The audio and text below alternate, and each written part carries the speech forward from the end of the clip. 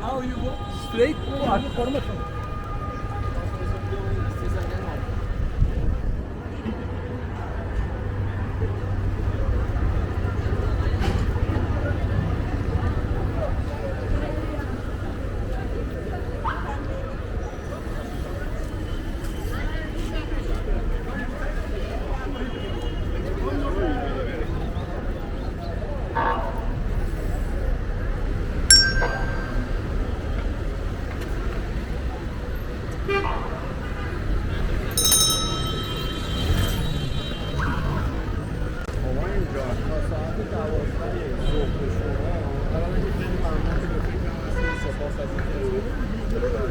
اما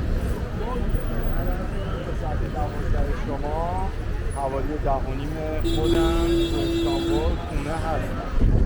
شما اگر زحمتی نیست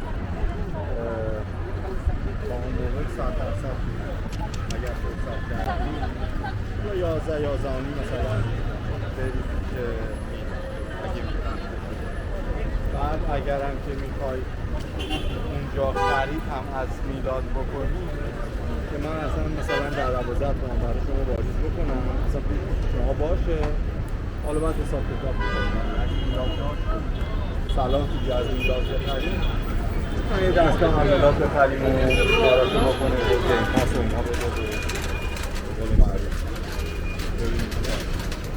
ولی تا ساعت 12 شما 100% خونم حالا یه خودم بیشتر شد بیشتر میدونم در خدمت فردای تو قربان خب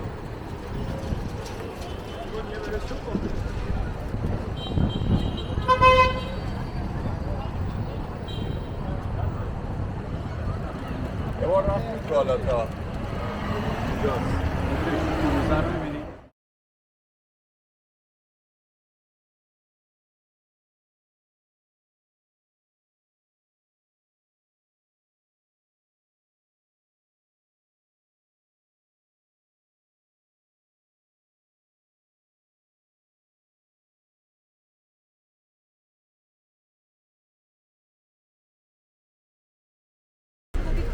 Hayır demezdim ama.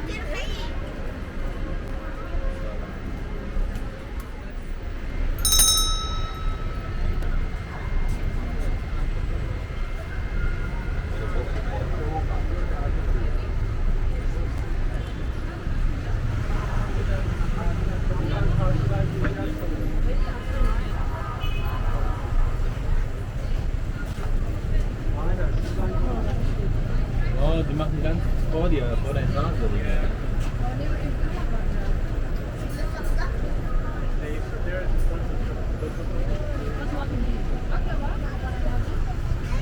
Irgendwas, was das ist.